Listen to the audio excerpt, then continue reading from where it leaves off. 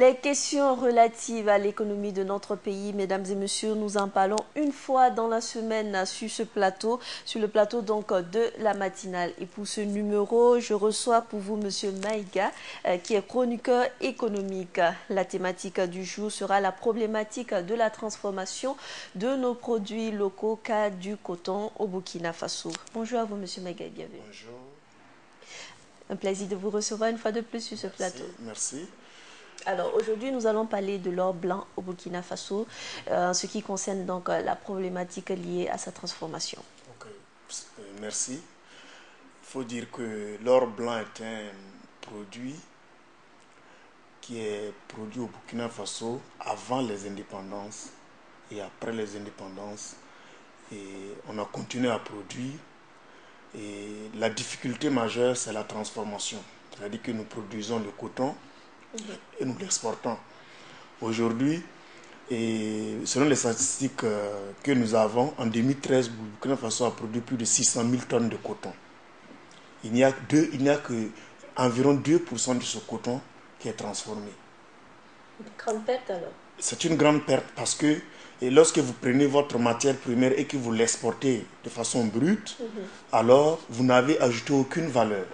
Alors qu'en ajoutant de la valeur, ça va créer encore de la richesse parce qu'il y a des emplois qui vont être créés.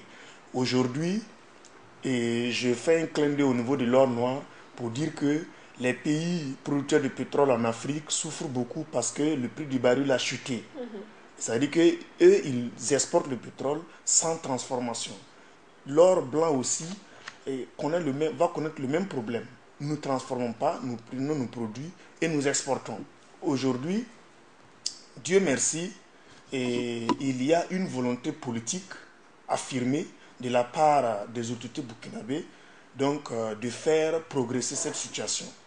Alors, il n'y a pas longtemps, j'entendais le président du Faso qui annonçait donc la réouverture prochaine de Faso Fani, et qui est une usine qui a été installée depuis les années 60 pour transformer effectivement le coton. Ça veut dire que la volonté politique a toujours existé. Il va falloir qu'elle s'affirme davantage pour que le coton burkinabé puisse acquérir de la valeur en la transformant. Voilà, parce que, en le transformant, parce que si vous regardez la décision gouvernementale qui a consisté à rendre le Faso d'Anfani, comme on appelle ça, comme tenue officielle du 8 mars, quand la décision a été prise, tout le monde a applaudi. Je peux dire même que durant la transition, c'est l'une des décisions les plus populaires que le gouvernement ait prises. Et le gouvernement actuel également a emboîté le pas. Et je pense que le président du Faso, à travers sa façon de s'habiller, déjà est un message pour le reste du peuple burkinabé. Et nous devons évoluer dans nos mentalités pour dire que ce que nous consommons de l'étranger, qui vient de l'étranger, nous enrichissons l'étranger. Mais si nous faisons un effort et que nous consommons ce que nous produisons, naturellement les produits du coton, nous allons créer de la richesse. Regardez, quand on a pris cette décision, et l'usine Filsa qui est à Bobo-Dioulasso, qui menaçait de fermeture, ne peut même plus, comme on appelle ça, satisfaire la demande en fil. Elle est donc débordée. Voilà, donc il y a une crise sociale qui avait là-bas entre l'usine et les employés. Mais aujourd'hui, à travers cette relance-là, l'usine comme on appelle ça, a repris du poil de la bête, et qu'il faut reconnaître que à l'avenir, cette usine va devoir investir, recruter des gens pour travailler, créer de la richesse. Et il y a les femmes également qui sont organisées dans les associations et qui tissent, qui produisent le pain tissé.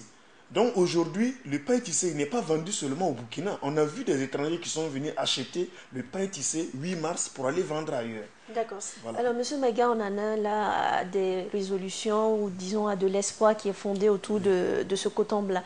Mais vous l'avez si bien dit tantôt, ça fait longtemps que nous produisons le coton. Aujourd'hui, quel est l'intérêt justement de cet or blanc pour notre pays, puisque côté rentabilité, ce n'est pas évident? Côté rentabilité, c'est déjà très important parce qu'il y a plus de 2 millions de Burkinabés qui vivent de cette activité. Ça veut dire qu'il n'est pas question d'abandonner la culture du coton, mais il est question de transformer le coton pour créer davantage de la richesse. S'il y a déjà 2 millions qui en profitent, si on transforme, peut-être on aura 5 millions qui vont en profiter. Et c'est ça qui est important. Voilà, il n'est pas question d'abandonner, mais de renforcer. Ça veut dire il faut faciliter l'accès des intrants pour les producteurs de coton. Il faut former, c'est une chaîne.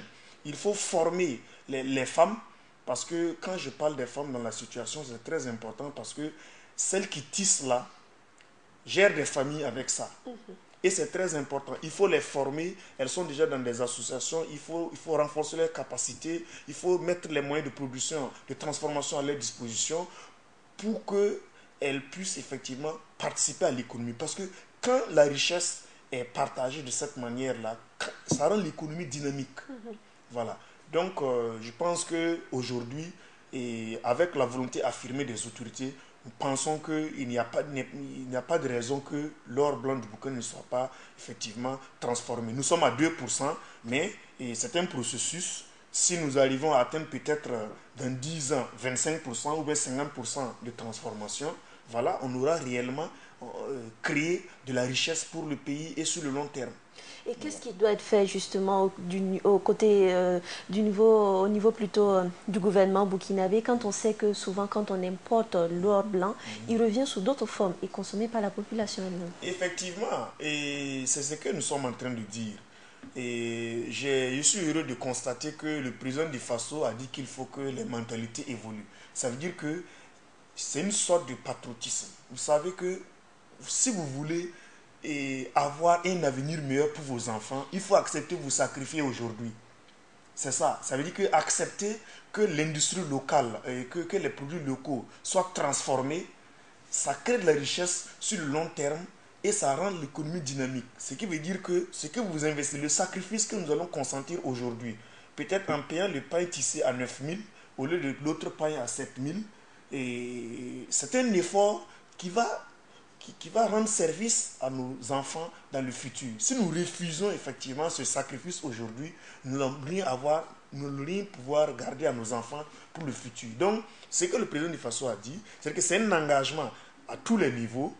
Et à leur niveau, la volonté politique est là. Maintenant, il faudrait maintenant que tous les acteurs suivent, qu'on fasse un effort pour transformer effectivement le coton. Lorsqu'on prend le pain wax hollandais, bon, c'est vous les femmes, peut-être vous ne pouvez pas l'avoir à moins de 45 000 francs. Mais à 45 000 francs, c'est vrai qu'il y a beaucoup de matières qui rentrent en ligne de compte, mais ça ne vaut pas 1 kilo de coton. Monsieur Maïga, du patriotisme, certes, mais il n'y a aucun texte justement qui interdise l'importation du pain. Non, et même ailleurs, il faut faire attention, il faut pas, ce n'est pas une interdiction. Quand il y a le patriotisme, on n'a pas besoin d'interdire. Je vais acheter mon pain. Mais pour les commerçants, justement. Oui, c'est ce que je dis. Pour les commerçants, ils ont le droit de faire leur commerce. Quand il y a le patriotisme là, ce n'est pas une règle comme ça qui dit qu'il ne faut pas importer, mais quand on n'achète pas, tu n'importeras pas.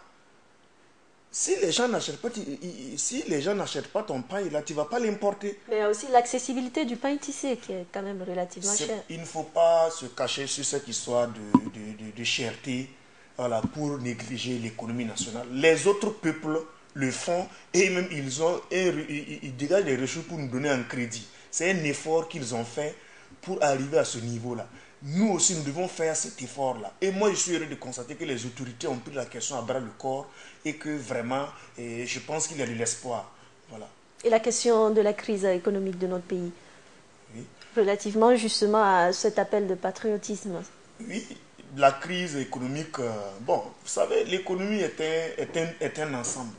Voilà, comme il y a eu un certain nombre de facteurs qui ont pu jouer effectivement sur, comment on appelle ça, l'investissement et autres, on se dit qu'après le push, l'insurrection, le push manqué et récemment, comment on appelle ça, les attentats, je me dis quand même que voilà, les Burkinabés ne sont pas découragés, ils vont continuer à travailler et qu'on va pouvoir ensemble relever le défi. Les investisseurs doivent venir. Nous sommes prêts à faire des sacrifices pour effectivement le développement du pays. Et les Burkinabés le démontrent. Ça se voit. à partir du moment où les autorités donnent le temps, il n'y a pas de raison que quelqu'un reste derrière. En tout cas, dans le sens du développement. Voilà. D'accord. Alors, Monsieur Maïga, on va un peu revenir sur la transformation de l'or blanc. Avez-vous des recommandations, voire des solutions? Naturellement. Aujourd'hui, j'ai dit qu'il y a de l'espoir concernant l'or blanc parce que on a déjà dit on a déjà officialisé le pain du 8 mars, qui est Faso d'Anfani. Ça, c'est très important. Il faut que nos élèves portent la tenue scolaire soit du Faso d'Anfani. Il faut que nos militaires portent le Faso d'Anfani. Il faut que nos élèves fonctionnaires qui sortent de l'école portent le Faso d'Anfani. C'est un acte patriotique. Voilà. Donc, Imposé alors? Oui, imposé parce que ça va nous rendre service. Parce qu'aujourd'hui, lorsque je prends le cas par exemple du chemin de fer. Nous avons pataugé pendant 27 ans, on n'a pas fait un seul kilomètre de chemin de fer pour aller exploiter notre manganèse à Tambao. Mais je rends hommage comment on appelle ça, à nos grands-parents qui l'ont fait jusqu'à Ouagadougou et effectivement au président Thomas Sankara qui l'a fait avec des Burkinabés jusqu'à Kaya. Donc c'est une ambition. Il aurait fallu simplement que les autorités qui sont venues après lui continuent l'œuvre. Et aujourd'hui, on serait vraiment dans une situation où on pourrait quitter le Burkina, rejoindre le Mali en rail, ou bien le Niger en rail. C'est vraiment très important. C'est pour dire qu'il faut, à partir du moment où il y a la volonté politique, je pense qu'on peut tout faire. D'accord. Voilà. On est un peu pris par le temps. Merci à vous, Monsieur Maïga, d'être passé sur ce plateau. Merci. Mesdames et messieurs, c'est donc fini pour la chronique de ce mercredi avec notre chroniqueur économique, Monsieur Maïga. Il était question de la problématique de la transformation de nos produits locaux, notamment celui du coton. Cas du coton. Merci à vous d'être passé.